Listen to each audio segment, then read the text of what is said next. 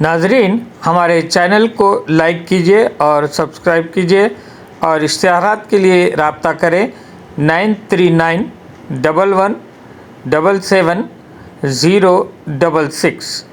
बहुत बहुत शुक्रिया। अस्सलाम वालेकुम। चॉइस न्यूज़ खुसूसी रिपोर्ट में आपका खैर मकदम है। आप हैं editor in chief choice news Mohammad Mahmood Azhar के साथ। पेश खिदमत है ये खुसूसी रिपोर्ट।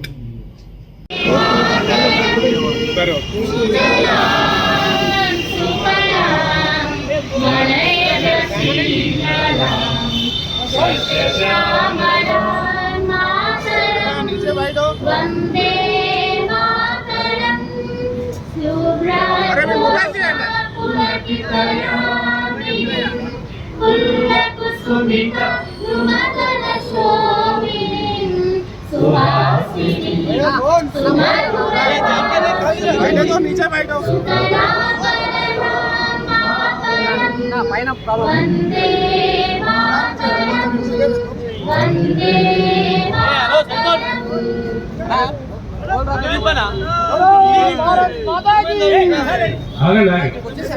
ఈరోజు గౌడ్ గారు పతాక ఆవిష్కరణ చేయవలసిందిగా కోరుతున్నాం.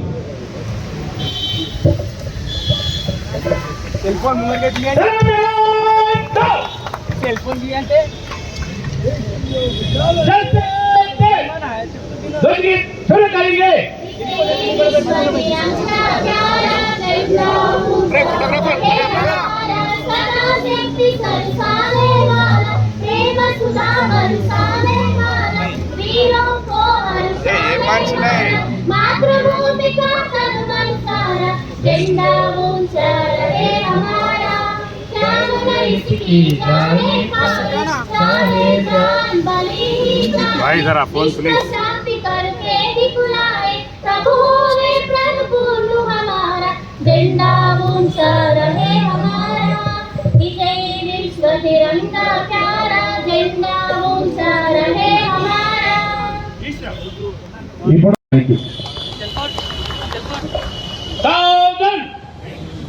राष्ट्रगान शुरू करेंगे।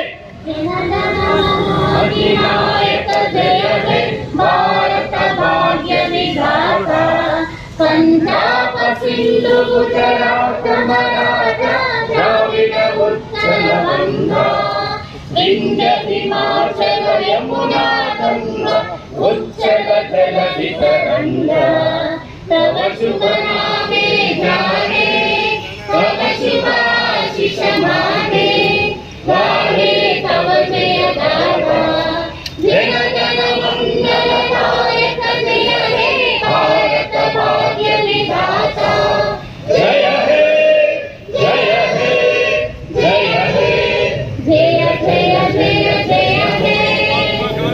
आजाद हिंद कौमी नारा స్వాతంత్రం వచ్చి 77 ఏళ్ళు పూర్తి చేసుకొని 78వ ఏట అడిగిస్తున్నటువంటి దేశ ప్రజలకి, తెలంగాణ రాష్ట్ర ప్రజానికానికి, కాంగ్రెస్ పార్టీ కార్యకర్తలకి మీ అందరికీ కూడా అభినందనలు, శుభాకాంక్షలు.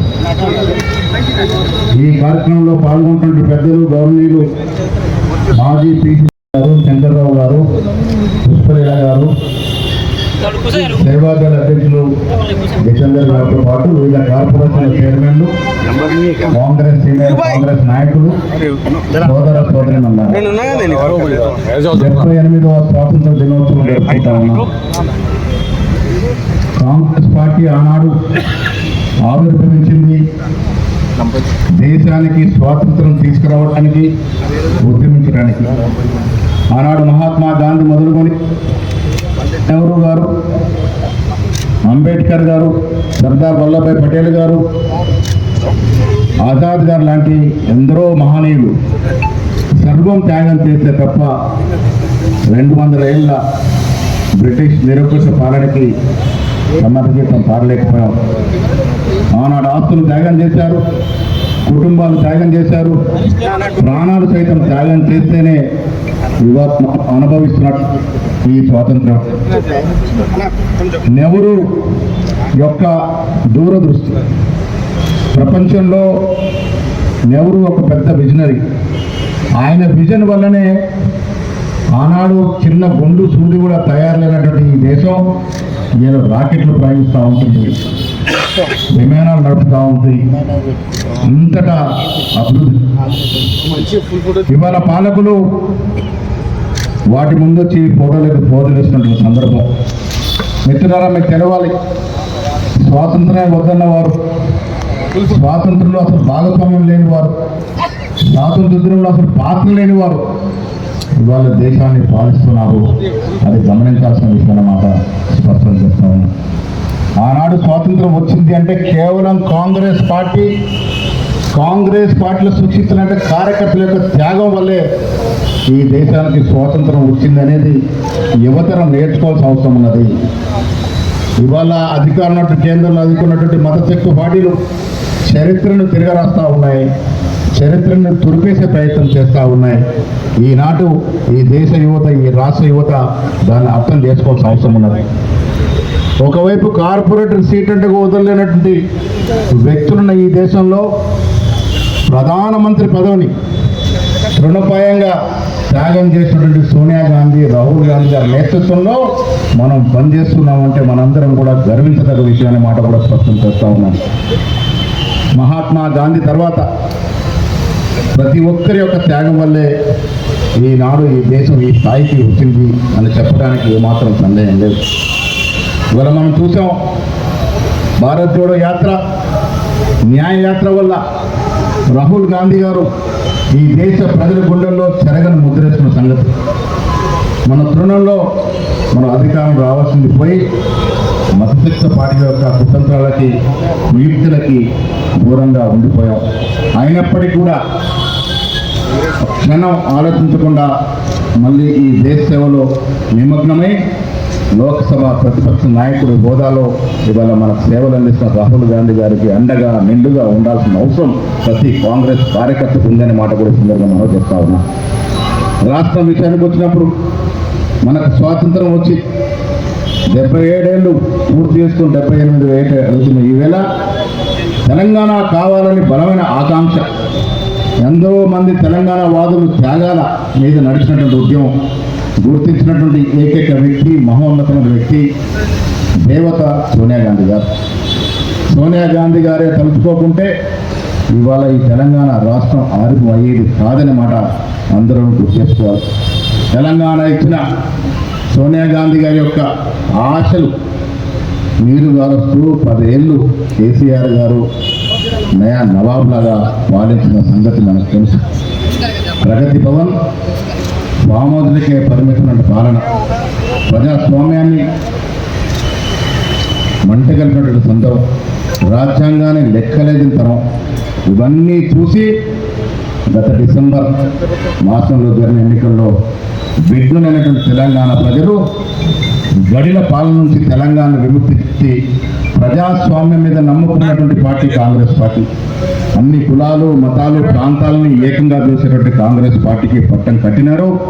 యువ నాయకుడు రేవంత్ రెడ్డి గారు ముఖ్యమంత్రిగా, దళిత నాయకుడు యువకుడు బట్టి విక్రమార్క ఉప ముఖ్యమంత్రిగా మంత్రివర్గం ఏర్పరుచుకున్నటువంటి మారు 78వ స్వాతంత్ర దినోత్సవం సందర్భంగా మీ అందరికీ, ముఖ్యంగా కాంగ్రెస్ పార్టీ శ్రేణులందరికీ కూడా శుభాకాంక్షలు. ధన్యవాదములు. Thank you.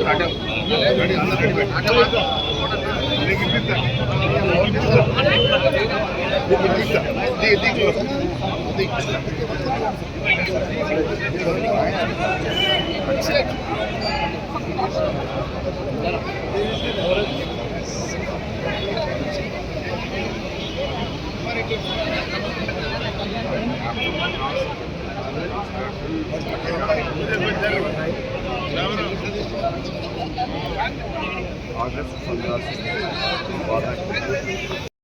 भाई पटेल అందరు త్యాగఫలమే. కానీ ఇవాళ కేంద్రంలో 78వ సంవత్సరంలో వెళ్ళే సమయంలో అంతటితో రాగానే డిమానిటేషన్ చేసిండ్రు. దాని తర్వాత పేదోళ్ళని కొట్టే మట్టి కొట్టిండ్రు. బ్లాక్ మనీ తెచ్చి 15 లక్షలు ఇస్తున్నారు, అది కూడా ఇయ్యలే. రైతులకు సంవత్సరం కాలం రోడ్ల మీద కూర్చున్నారు. మాకు మినిమం సపోర్ట్ ప్రైస్ ఇవ్వాలి, మేము ఏం కోరతలేము, మేము పండించిన పంట మేము కష్టాలు తింటాం, రాత్రనక పగలనక పాములనక తేళ్ళనక దేశానికి ధాన్యం ఇచ్చినాము, తిండికి ఇచ్చినాము, కూరగాయలు పెట్టినాం, మేము అందరికీ ఆదుకున్నాము, నూనె ఇచ్చినాం అన్ని చెప్తే ఒక్క మాట కూడా మాట్లాడలే.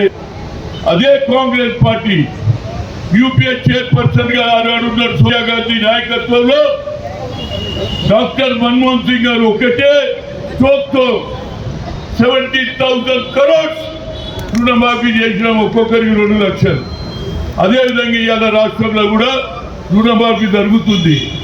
అదే విధంగా ఇచ్చిన హామీలు తుక్కుగూడలో ఏదైతే సోనియా గాంధీ చెప్పిందో 6 డిక్లరేషన్ కూడా అమలు చేస్తాం. దానికి మీకు తొందర ఎందుకున్నదిరా బాబు? ఉద్యోగాలు కూడా ఇప్పుడే చెప్పాడు మా మిత్రుడు మహేష్ కుమార్ గారు, 30,000 ఉద్యోగాలు ఇవ్వడం జరిగింది. ఇప్పుడైతే రేవంత్ రెడ్డి ఎక్కడైతే అమెరికా ఇతర దేశాలలో పోయిండో ఇవాళ లక్షల కోట్ల రూపాయలు మనకు పెట్టుబడి వస్తుంది. దాంతో పాటు మనకు ఉద్యోగాలు కూడా వస్తాయి. నా ఉద్దేశంలో అవి కూడా జరుగుతాయి. అదేవిధంగా రాహుల్ గాంధీ ఒక మాట చెప్పిండు, కన్యాకుమారి నుంచి కాశ్మీర్ తరఫున నడిచిన తర్వాత ఈ దేశంలో రైతులను కలిశాడు, నిరుద్యోగులను కలిశాడు, అట్టడుగునున్న పేదవారి గురించి ఆలోచన చేశాడు. ఈ భారతదేశంలో 10% ఉన్నోళ్ళే రాజ్యం వెళ్తున్నారు, పవర్ల వాళ్ళే ఉంటున్నారు, పెద్ద పెద్ద ఉద్యోగాలు వారికే ఉన్నాయి, పెద్ద పెద్ద కంపెనీలు వాళ్ళకే ఉన్నాయి. కానీ 90% ఉన్నోళ్ళని నాడు రోడ్డు మీద చేశారు. కనుక ఆయన ఏమన్నాడు, we come to the power, we'll conduct the caste-wise census according to that their promotions ఆఫీసర్లని. ఇలా 90 మంది ఆఫీసర్లు ఉంటే ఒక్కరో ఇద్దరు ఉంటారు. इस खुसूसी रिपोर्ट को हमारे नुमाइंदे मोहम्मद अजहरुद्दीन ने आप तक पहुंचाया। अब choice news chief editor Mohammad Mahmood Azhar को इजाज़त दीजिए।